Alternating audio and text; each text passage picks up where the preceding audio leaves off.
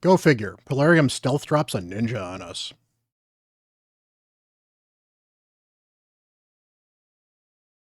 Hello, everyone. Bront CatHerder here. We're having some fun talking Raid Shadow Legends, and we have been lucky enough to be blessed with Ninja again. Plenty of you guys have not had a chance to get Ninja. I know I've had Ninja on my account. I started playing maybe within a month of when Ninja got released. So I was playing for a little bit, kind of iffy on the game, and then Ninja dropped, and it was awesome. And Ninja helped me through a ton of stuff, and Ninja helped carry my account for a long time, along with Rector Drath, but that's another story. And, it was a lot of fun. He was a great champion. He was a great drop. So I am really excited to see all the fun things that you guys are going to find with him because he's going to be introduced to a new generation of people that have not had a ninja before. But on top of that, it also means that we can start using Ninja in real content again because Ninja can be used in all kinds of places. He is an absolute beast of a champion. First off, I want to go over his kit, and then we're going to talk about. I'm going to show you where I'm currently using him on my main, as well as where I want to use him on my alt, which does not have a ninja, because I'm actually super excited about getting a ninja on my alt. So hopefully this will be helpful. This is a usable places for Ninja in 2024, a bit of a guide on how to build them, but there's plenty of different ways. So I'll talk about that a little bit. And if you get a chance, if you like this stuff, please drop a like and a subscribe. I appreciate that. Smash that button if you would. And let's get into it. So this is my ninja on my main. You can see he's a +3. That means I've pulled 3 copies of Novel, and I have not bothered to keep a single one of them. Ninja is such a great champion. It is one of the few exceptions of where I was instantly empowering, regardless of whether or not I needed faction guardians. Do I regret that? Honestly, not really. He's an amazing champion. I would love a 4th Noble to make him a +4 and then never get Noble again. Noble also, he happens to be an absolutely terrible champion. He's been buffed twice and he's not great. So, doesn't mean you should do that. It's definitely up to you. You can, if you find a use for Noble as well, to be fair, there are plenty of terrible champions that you can find a great use for in this game. But for me, plussing Ninja is probably the best use for him, and it still is to this day. So, why is Ninja so cool? Well, Ninja, his A1 has a 45% chance bookable to 60 of placing decreased defense for 2 turns. Gets turn meter boost when he's against bosses as well. So he's taking more turns if it's a boss, and he's putting decreased defense out there somewhat reliably. You don't need to book this skill if you can get away without booking it. I've booked it, and I think I booked it anyway because I was using him so often. I figured I wanted the extra decreased defense. If you're using him in a clan boss team, you're using him with ally attack, he gets this off enough that he'll keep decreased defense up if he's going fast enough. Hail Burn is his big signature skill. Attacks 3 times at random, and do be aware it is at random. Even the first person you target doesn't necessarily be the first person that actually is going to get hit with this. Each hit has a 75% chance, bookable to 100, of placing burn, and he also gets a perfect veil on him for 2 turns. When he's used against bosses, will instantly activate HP burn debuffs, including HP burn placed by this skill. So what happens is he places it, activates it, places it, activates it, places it, activates it. That's part of why the booking is important, because if he misses the first burn, then he's not activating it. So you're actually missing out on a ton of damage. So booking him is super important. Ninja is well worth booking. For Hydra, this is great. For Clan Boss, this is great. For a lot of bosses that are susceptible to burn, this is great. You're constantly activating the burn. The only downside of this is it is at random and it doesn't activate if it's not against a boss. For example, against Ice Golem, it won't activate if it hits his minions. It only activates if it hits him. So he's not very good against Ice Golem necessarily. Plus, of course, you're pushing all this extra damage into him as well. So let's take a look at the rest of his skills, though, because it gets even better. So, Scion Slash is a 100% chance of freeze when booked. Starts off at 75% chance. The freeze is only 1 turn, but it's AoE, which is great, unless you're targeting a boss. If you're only targeting the boss, it will only attack the boss and ignores 50% of the target's defense, which is huge. Ignoring defense is one of the best ways to make this do damage. Now, this is not the best skill as far as damage is concerned, so you don't necessarily have to build him with ignored defense. It's not necessarily always going to be the best way to build him. In fact, you want all the accuracy to land all the burns and stuff. You often want the speed, so those are really your 2 big priorities, and we'll talk about other stats a little later when we talk about building him. But AoE freeze is great for waves. It's great for control. I used him a lot in Doom Tower early on for progression. He is a great champion for freezing.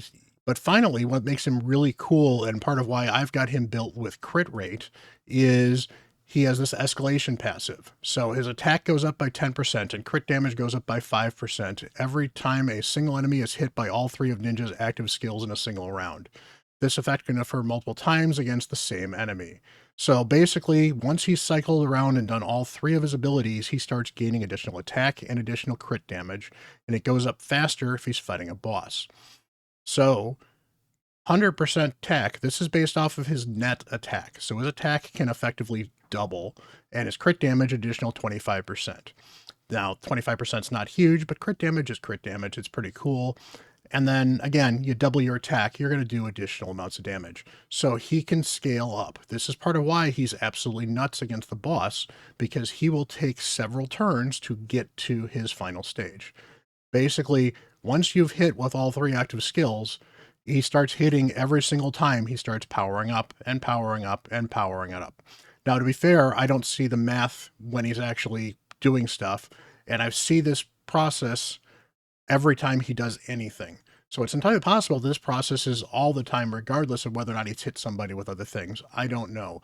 But I do know that his damage continually ramps up as he continues to play in a fight, which makes him great for longer fights, makes him great for boss fights, and it makes him good for constantly going fast, because again, you want him to get as many turns as possible to get this ramped up quickly. So I've got mine with Brimstone. I've got a 6-star blessing. I got really lucky. I pulled that from a Soul Stone a while ago.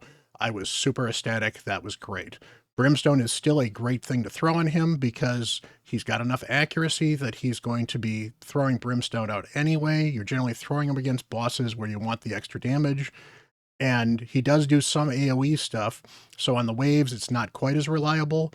But against bosses, you want Brimstone on the boss if you can do it. So amen. Other blessings that might be good for him. Let's just take a look here. If you're going to use him in arena, probably not the best arena champion in the current meta, but for progression champions, for progressing, if you're getting up through gold, to going to silver, going through bronze, polymorph may not be bad. Probably not as useful for you. Cruelty could be okay if you need to throw through some stuff. Soul Reap is great for damage dealers, and he can definitely be a good damage dealer for you. Lightning Cage can protect things like his veil that he puts on himself. That's not too bad. Heaven Cast gives you buff damage, so if he's doing a lot of buffs, that could be pretty good. Phantom Touch could be good. He's actually good against Fire Knight.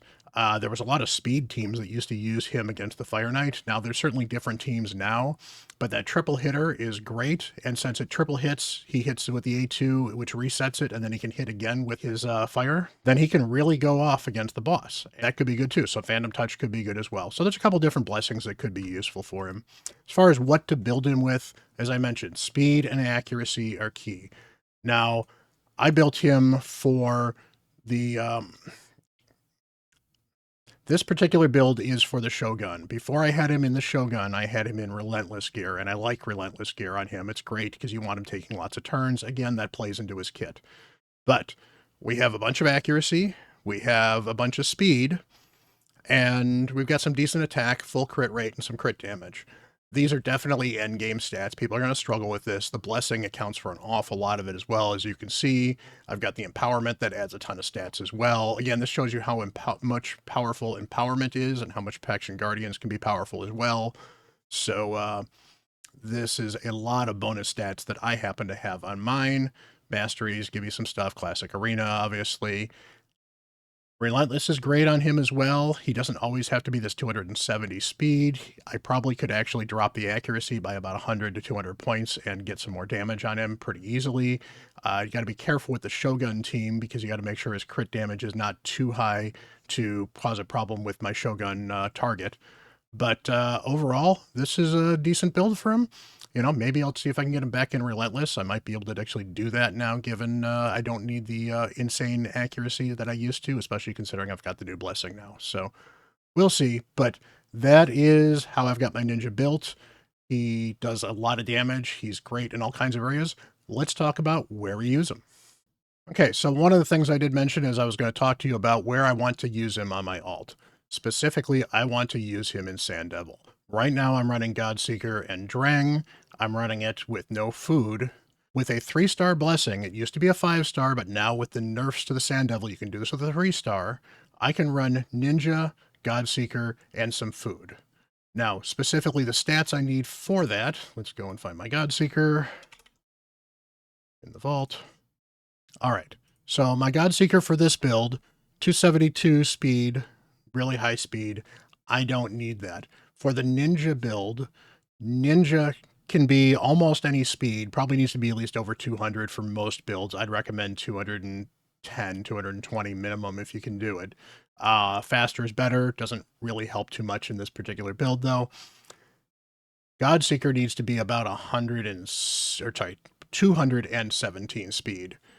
And then it will depend on the masteries she has as well. So if you've got mastery, specifically the increased speed one here, that makes a huge difference, and that'll help get her to speed with the additional champions that you've got that are food. And what happens, and the reason he's actually really good in this, is Godseeker will die and revive herself because she's in the first position. She'll immediately revive Ninja and reset all his skills. Ninja will then do his A2, put a bunch of burns on there, activate a bunch of the burns. The Sand Devil will then take a turn, probably wake up, immediately kill Ninja, and then Godseeker takes 3 more turns, or 2 more turns as it may be, does a heal for herself to get her health back up to somewhat normal. With the miracle heal, she can get herself to back up normal anyway. And then she dies right as her skills reset. So she wakes herself up, immediately revives Ninja, and that's how that team works. It's a very specific tuning because it has to work on those particular cooldowns. So I'm looking forward to building that on this team. I'll actually make a video of that if you guys are interested in the video. There are plenty of other videos on that as well. This is not an original idea, but I have built it a few times for people, and it's now much more accessible with the nerfs to Sand Devil. So I'm going to do this on this account with Ninja, and I'm really excited about that because that will also cut the amount of turns I'm taking in half, because I have only Godseeker taking a couple of turns before she dies. I don't have a second champion taking additional turns.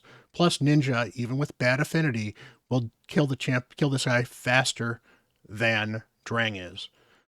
You know, don't have a Ninja, Drang still works just fine. Don't want to put your Ninja in this team, that's fine. Drang works fine. There's plenty of other burners that work just fine in this team. And you can even still do the slowdown and make him die. Drang is just so tanky, I can't make this slower team work very well with this. So I'm excited about Ninja in this team.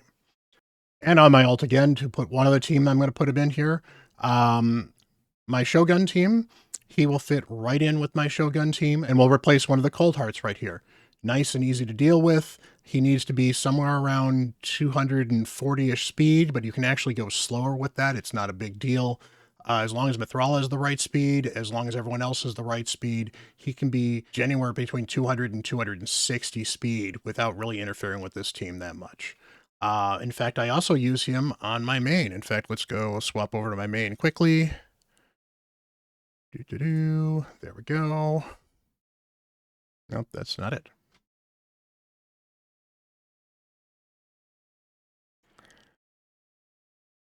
There we go. So on my main, I use him right now. This is a faster team. Now, this is a different type of team. I did a video on the previous team. You can actually watch that. I'll link to it up here. On this team, I've not done a video on, but there's other people who have done video on it. I could certainly do a video on this team if you guys would be interested in that as well. Similar speeds for most of the champions. Mithrala needs to be a little bit faster in this. Actually, needs to be not quite as fast in this team, I believe, because Kymar does some extra speed boosts. And same with Gnarlhorn, he can be a little bit slower in this team. This is not an infinite team, which is the reason I did not make a video on this team, because this team requires Ninja. If it doesn't have Ninja and it has a Cold Heart instead, it doesn't quite do enough damage. Now, to be fair, somebody like a Marius or even somebody like a Wallmaster might work okay, because they're doing some max HP hits, and they're doing 2 times max HP hits, especially if they're going to get reset anyway by Kymar. There's, that could be very helpful as well. So, great place to use Ninja. Both of these teams run fairly quickly. Ninja would simply speed it up on my alt, and on my main, this makes it an under-minute team, farms really quickly. All right, because the rotation has just changed in Doom Tower, I have to just show you the teams. But the Celestial Griffin is a great example of where Ninja fits in. You'll see I've also got an Acresia and I've got a Harima, and this is just basically a nuke team with one champion to kind of keep him alive. Ninja, because he does so much damage, is one of the best Griffin champions you can deal with. And in fact, Ninja in Lifesteal can solo the Celestial Griffin. Ninja in Regeneration might be able to solo the Celestial Griffin. These are not the builds I would really like to put him in. I would rather have him with a bit of a team, have somebody else like an Elva or even a Syl would actually work fairly well to keep him alive. Syl's probably not the best for some other reasons with Griffin, but Ninja is great against Griffin. The other one that he's really, really good against is the Frost Spider, because he's got the burns. He's constantly triggering the burns as well. You have him with enough accuracy, and of course I do. I can use him to nuke down the Frost Spider. Now that I actually have a Lydia, I don't need to do the burn strategy, but he is very susceptible to burns. Burns do additional damage against the Frost Spider, so this actually still is a fairly good speed run to have him on there. You know, I certainly could use Acresia instead. Ethos is mostly there as a wave clear. Padraig just adds a bunch of the ally attacks, which is nice. And Lydia is there to block the revive for the Frost Spider. If you didn't have a Lydia, then I'd certainly have to do something else with burns to keep the burns up to try to make sure that I don't revive, or get some other way to do a block revive. But those are the two Doom Tower bosses that he is really, really good against.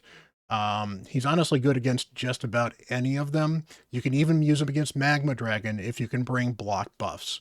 If you're not familiar with this, the Magma Dragon will turn burns into continuous heals. But if you use block buffs, you don't have to worry about that. Now, I wouldn't actually bring Ninja into that, but for the early accounts where Ninja's like your champion and you don't have a lot of other options, it gives you the option to do it if you can get block buffs. The other thing you just do is just turn off his A3. It kind of makes him a little less weak or a little less powerful against the boss, but that boss in particular is playing against one of his strengths, so you do what you got to do. And finally, I don't have a specific floor that I use Ninja on in Cursed City, but Ninja is a beast in Cursed City. He's got the wave control with the frost. He's got a bunch of burns, which can be great for nailing down waves, because if he's a wave, he's just going to do some damage to it, and the burns are going to slowly tick and deal with damage. And of course, if they're already frozen, then they're not even taking a turn while they're taking their burn damage. And you can keep going, and it's nice. He doesn't even need a stun set, although I guess you could certainly put him in a stun set with that AoE and see if it works. I don't think that's the greatest idea, though. But he just does so much damage, and is honestly just fun to use. He's great here. He's also really good against the dragon, because burns actually do damage against the dragon, so he's good against any version of the dragon. He's good against Ice Golem, as we talked about beforehand. He's actually pretty solid against Spider, so some of these dual bosses, he's good against both of the bosses. He's good against most bosses, honestly. He's great to bring, if you can, against almost any boss. And again, that 3-hitter that resets itself so he gets it constantly back is really good for knocking the Fire Knight shield down as well, because it's a 3-hitter, and if you actually have the shield down, it does a ton of damage. So he is very usable in all kinds of places in Centranos in the end game. And again, early on, he'll do great in Dragon. He does okay against the Ice Golem. I mean, I don't think he's the best place for him, but he does okay against the Ice Golem.